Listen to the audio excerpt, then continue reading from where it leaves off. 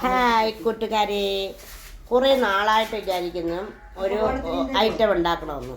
ആ പാചകമാണ് ഇപ്പം നിങ്ങൾ കാണാൻ പോകുന്നത്.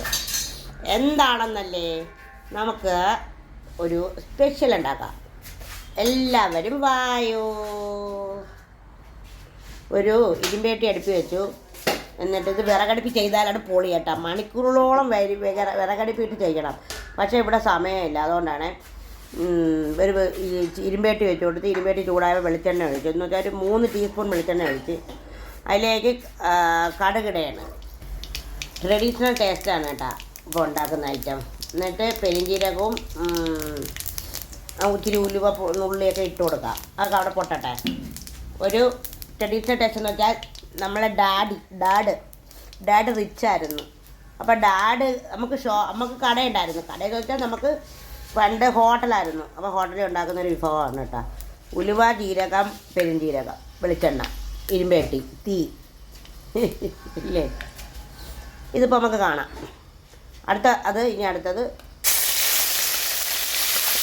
2 മുഴുത്ത തക്കാളി, വലിയ തക്കാളി, വെളുത്തുള്ളി, ഇഞ്ചി, പച്ചമുളക്, 4 പച്ചമുളക്, 2 സവാള, 2 വലിയ തക്കാളി ഇല്ലേ.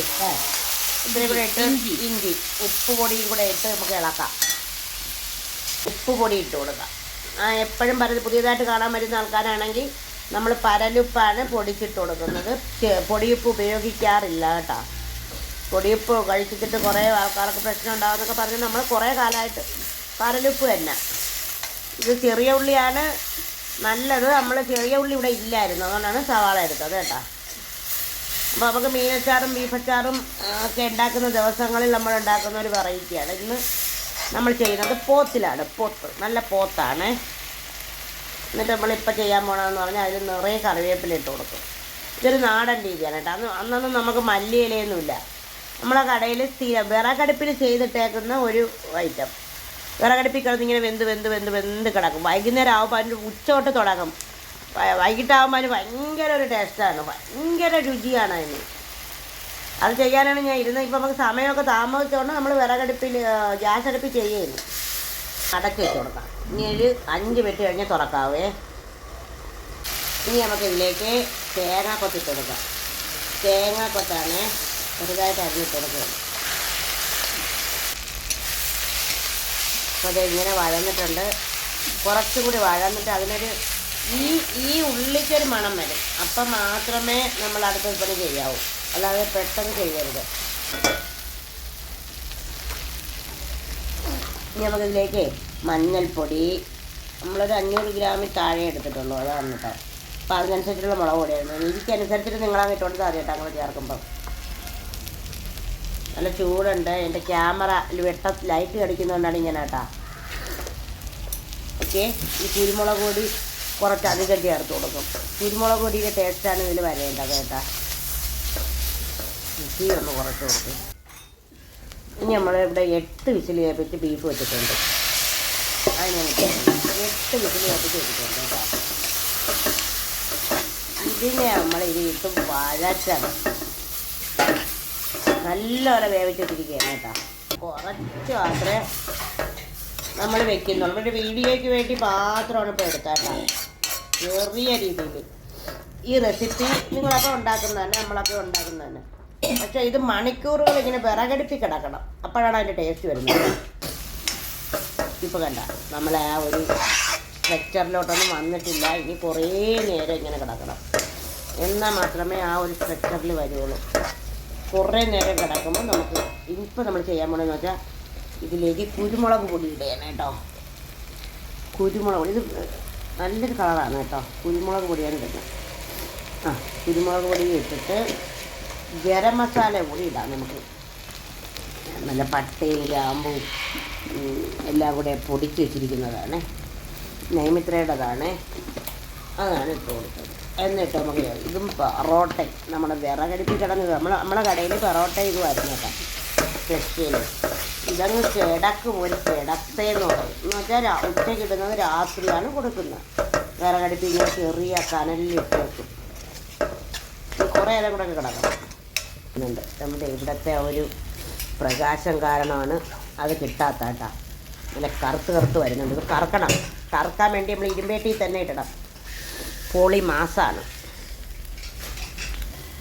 അപ്പോൾ അച്ഛൻ തന്നിട്ടുള്ള ആകെ ഒരു കാര്യം എന്ന് പറഞ്ഞാൽ അച്ഛൻ നമ്മുടെ കൈപ്പുണ്യം ഭയങ്കര വലുതായിരുന്നു. നമ്മളച്ഛൻ സൂപ്പർ ടേസ്റ്റി ആയിട്ട് ബീഫ് ഫ്രൈ ഉണ്ടാക്കും, ബീഫ് വരട്ടിയതുണ്ടാക്കും.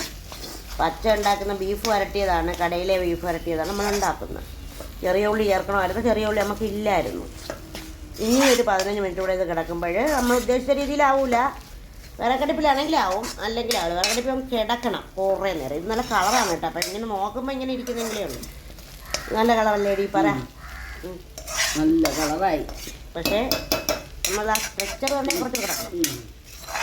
ഓക്കെ, കണ്ട നമ്മൾ വരട്ടിയ ബീഫ് ഇവിടെ റെഡിയാവുകയാണ്. റെഡിയാവുകയാണോ? റെഡിയാവുകയാണ് കൂട്ടുകാരി, റെഡിയാവുക. എല്ലാ മക്കളും വന്നാട്ടെ, മക്കളുമാരും വന്നാട്ടെ. നമ്മളീ ബീഫ് ഫ്രൈയും നമ്മൾ അച്ഛൻ്റെ പൊറോട്ട, അതാണ് നമ്മളിവിടെ ലക്ഷ്യം. നമ്മളെ ബീഫ് പൊറോട്ട കിട്ടുമെന്നൊന്നും അറിഞ്ഞൂടാ. പക്ഷെ നമ്മൾ കറുത്ത കളറാണ്. നിങ്ങൾക്കിത് കാണാൻ കഴിയുന്നില്ലേ കൂട്ടുകാരി? ഇല്ലേ കൂട്ടുകാരി? കൂട്ടുകാരി കൂട്ടുകാരി വന്നാട്ടെ. നോക്ക്,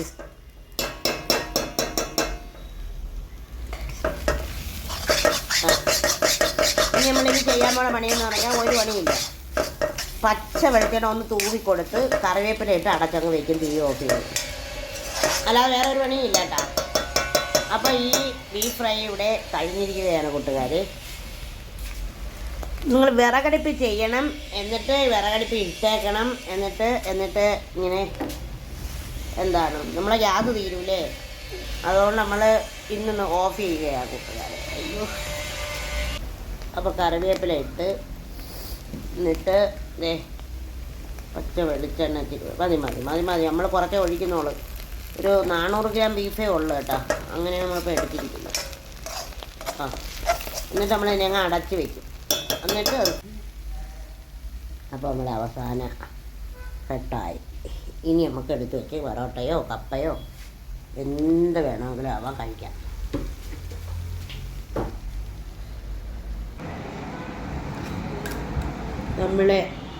നമ്മളെ ഇഷ്ടപ്പെട്ട ആഹാരം ഉണ്ടാക്കി കഴിക്കുന്ന ഒരു സുഖം.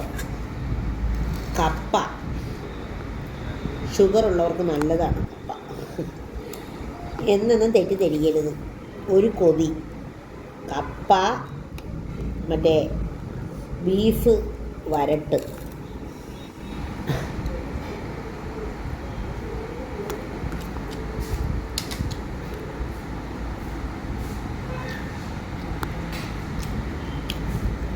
നമ്മളാ കടയിലെ കട ഇതായിരുന്നു സ്പെഷ്യല്. ബീഫ് വരട്ടും ഇത് പൊറോട്ടയും. അത് ഉച്ചയാകുമ്പോഴേ ബീഫ് വരട്ടി തുടങ്ങും, വിറകടുപ്പിലിട്ടേക്കും. കോളി മാസ് തേങ്ങാക്കൊത്തൊക്കെ ഇട്ട് വരട്ടുന്നത് ഞാൻ കാക്കയ്ക്ക് കൊടുത്തിട്ട് കാക്കയ്ക്ക് എക്സ്പ്രഷൻ പിടിച്ചു തരാം. നല്ല കറുത്ത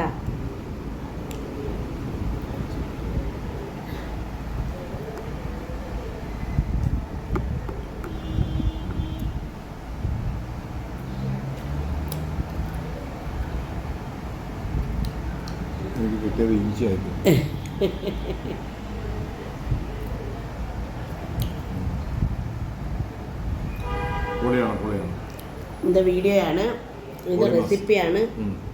ഇപ്പോൾ വരാൻ പോണ പൊറോട്ട ആയിരുന്നാ നല്ലത്, കപ്പയാണോ കിഴങ്ങാണോ?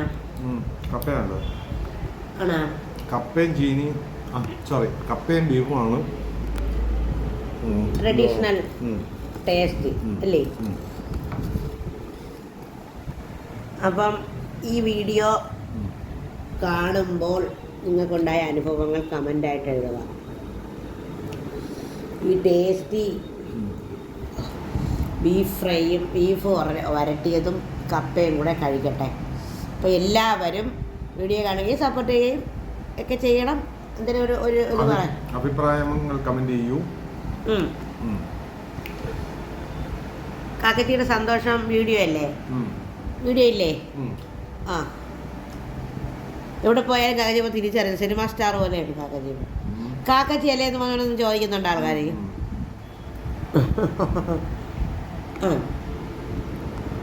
അപ്പം ഞാൻ ഇത് കഴിക്കട്ടെ.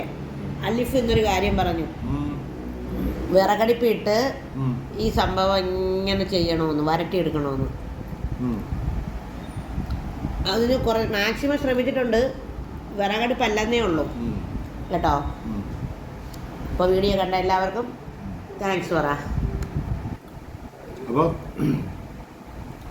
മലയാളികളുടെ വികാരമാണ് കപ്പയും ബീഫും. അപ്പോൾ എല്ലാവരും കണ്ടിട്ട് അഭിപ്രായം പറയുക. എല്ലാവർക്കും നന്ദി. നാളെ വീണ്ടും പുതിയ വീഡിയോയുമായിട്ട് വരാം.